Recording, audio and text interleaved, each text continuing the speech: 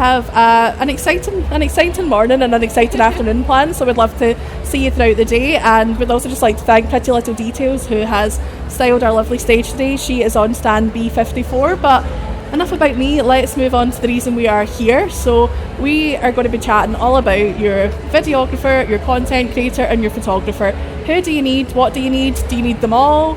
And these two are here to pretty much say, yes you do, you need them all. So you're on my left, Jess, my closest to me, we have Nicole Parrack, and she is a wedding photographer and also now a content creator too. And her vibe is timeless, laid back. Is that pretty much, am I getting it right? Yeah, modern, relaxed. Yep, modern, relaxed. And today she is on stand J57. And to my other left, yeah, we have Kirsty Kelly of Mood Creative Agency, who is on stand C22 today. And Kirsty founded her social media business. You've been doing this for a long time now, haven't you? But so my social media business started in 2019, and I started wedding content creating last year. So Kirsty has both have got great experience and are going to chat us through today the differences between videographers, content creators and photographers, but also how they can all work together. So it's a good slot to be part of. But I suppose really what's the main thing we need to know first of all, Nicole, is what's the difference between videography, photography and content creation? So I think if you're having all of them on your wedding day, I think they all complement each other, and that's why it's maybe good to have all three. So for photography, when I'm doing that, I'm there to capture photos that are taken within a fraction of a second. So those are the memories you're going to have, your nice, beautiful photos, you want them printed or in an album, just snippets of your day. And then when you've got your videographer, they're going to be able to show you a video clip of that unfold in that moment. So you're getting a little bit more visual aspect, a bit more storytelling perhaps. And then with content, you're getting a bit of both. So you'll get some photos and you'll get your video clips. But the difference is you'll get them a lot quicker than your video, because videographers and photographers have a lot more post-processing to do. So it's to do with the quality of your files and things. So at least with your content as well, then you get something a bit more instantaneous to show with your family and friends, show on your social media. Nice. So yeah, it's nice to have all three.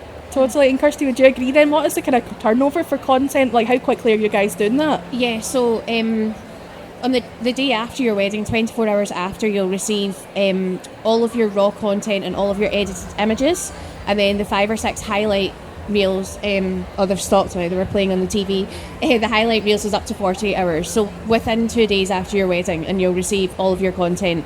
We do a bit of, like Nicole said, some images, we create highlight reels, and we also give you all of your raw content, so you get every single video and photo that was taken on the day. Nice. And how does that differ from a videographer then? Like, is there a difference in how it's presented? Is it quite sort of trendy? Like, how do you guys decide what you're going to shoot?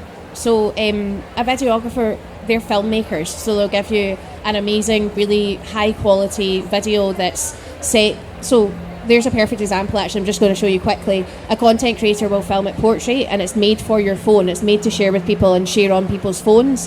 Whereas a videographer, if you were watching a videographer's video, it would cover the whole TV screen. It would be landscape, and it's made more for watching on TVs, and perhaps, some people now actually go to cinemas, don't they? They hire out the cinema. They make a big thing of it. So I'd say our style is a wee bit more relaxed, a wee bit more informal, and because we do turn it around quicker, and we make it on our iPhone, so it's made for iPhones. It's made to be shared with people very quickly. What about Samsungs? I use Samsungs. Is that okay? And Samsungs too, don't worry. All right, is that okay? Don't ask me about Samsung though.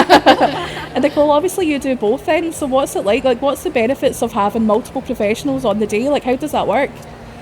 Yeah, I think again just to do with how they complement each other. So when I'm doing sometimes I'm doing videography, not videography, do photography with content creation. So I've got to kind of be organised, and I'll be getting the photos. That's my primary thing that I'll do on the day, but then I'll be capturing little snippets of content, and I think it's just another nice thing to have. It's just, I should say, something a bit more instant, and you're getting a bit more raw behind the scenes footage. With your videos, you don't get raw content from your filmmaker. They are going to make that. It's going to be edited. Video.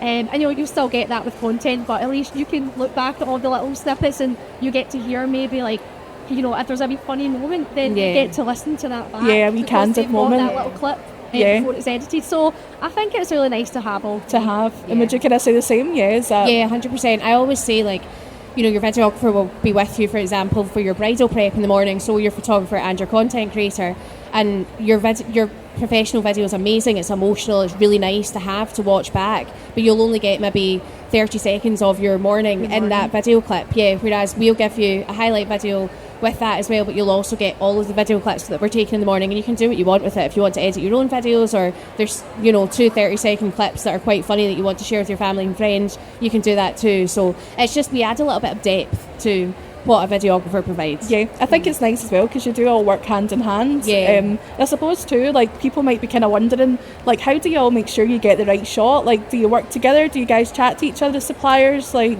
yeah, absolutely. I think communication is so important between all the services on the day. So usually, like we were saying about confetti shot, or, you know, at the end of the ceremony when there's the kiss and the walk down the aisle, everyone wants to get that shot. That's one of the most important ones. So we'll all walk together in a line, walking backwards and shuffling along, and that's, you know, it's a communication thing. We're all saying, right, okay, we all want this shot.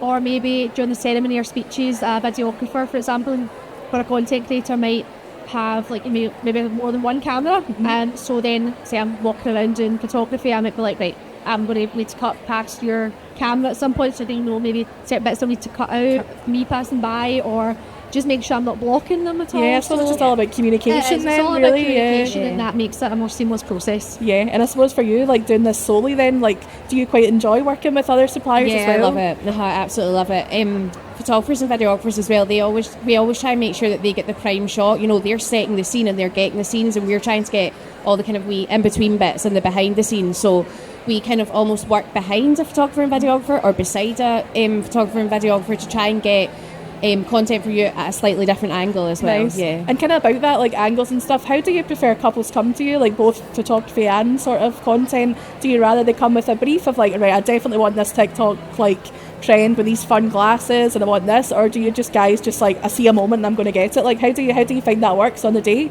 I think for the most part I'm very much on the day, just gonna, I'll usually speak to couples maybe like a month before their wedding, get a rundown of their schedules and see where we've got the time, Fair. and where they're, you know, how much time they're happy to allow for anything they want in particular. But most of the time I'm candid, and I'll just go around capturing, whether it's photography or content, just capturing those real moments. Nice. And I think that's the best way to do it. Is that the best? Would you agree? Yeah. Do you Yeah, like? 100%. Yeah. Yeah. I'm the same. I do a call with couples a couple of weeks before their wedding, and some of them will say, you know, I want to do the sunglasses trend, or they'll find a TikTok trend that they want to do. Most actually don't. Most Really? say, you know, just join in the day and get all the fun bits. Yeah. We don't want it to be set up, and we don't want it to be staged, and we'll kind of run with that. But Nice. most of what we do is off the cuff, Off the and cuff. really candid, and that's Yeah. how we get the best content I as well. suppose, like, Yeah, those all the precious videos- memories, they're not planned. They Yeah. are just, they happen on the day. Yeah, I think that's like when I watch content or videography, my favourite bits are always like someone's granny at this bar doing a tequila rose, or like absolutely. all these bits. You're like, oh my gosh, what is happening? Like, how did that?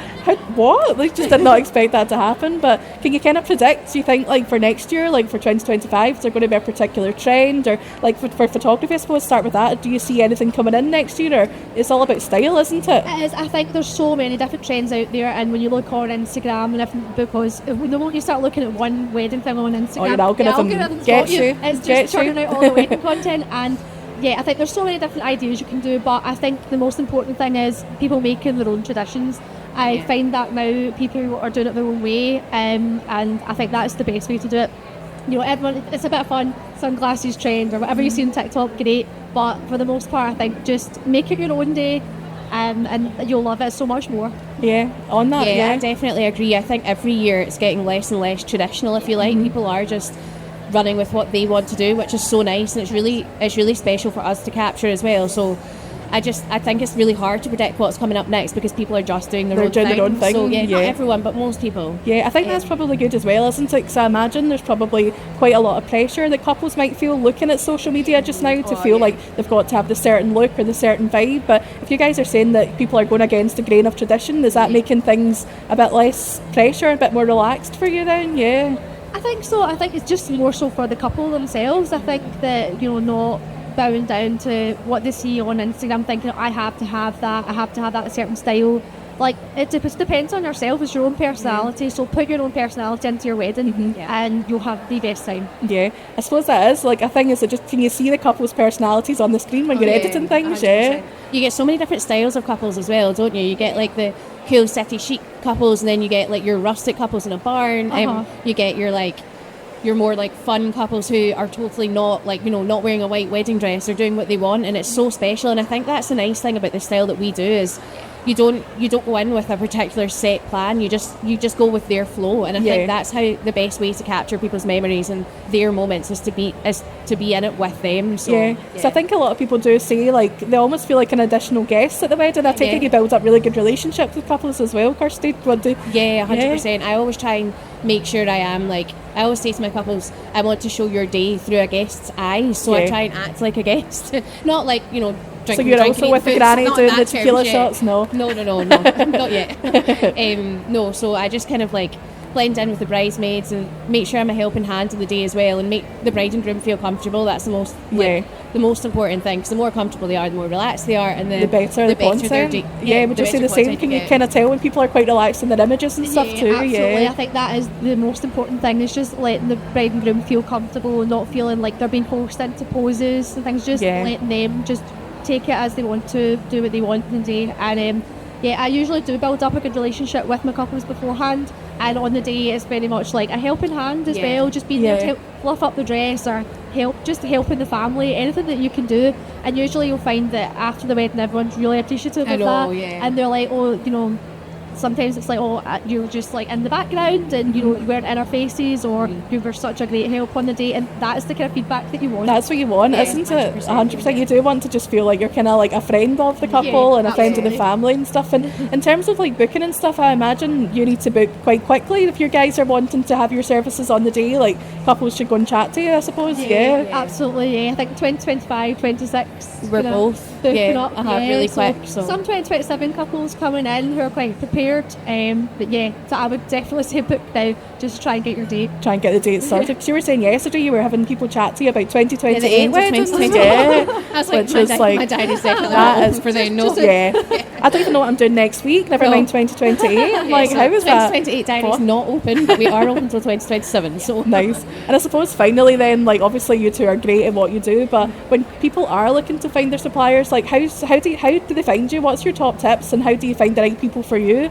So I am on like Instagram and the website, Facebook, and I'd say do your research, look to see what kind of style you're looking for, what kind of photographer do you want? Do you want somebody who's going to take more of the lead and have you a bit more staged? Is that what the traditional style that you're looking for? Do you want someone that's a bit more candid and natural? I think that's the best thing to do, is just look online and just compare the styles that you want, and then get chatting first. If you have any questions, then contact us and 100%. Ask what you need to find out. I think it's really important that people find the right supplier for them on their wedding day as well. It's the same with content creation. There's different types of content creators. You get content creators that focus on TikTok trends and Instagram reels, trending Instagram reels, and then I prefer to do more capturing the memories, and I will do the trending stuff as well, but I don't get as many bookings for that. So I would definitely say do your research, check out people's Instagram pages. That's the best kind of gallery that we can give you. 100%.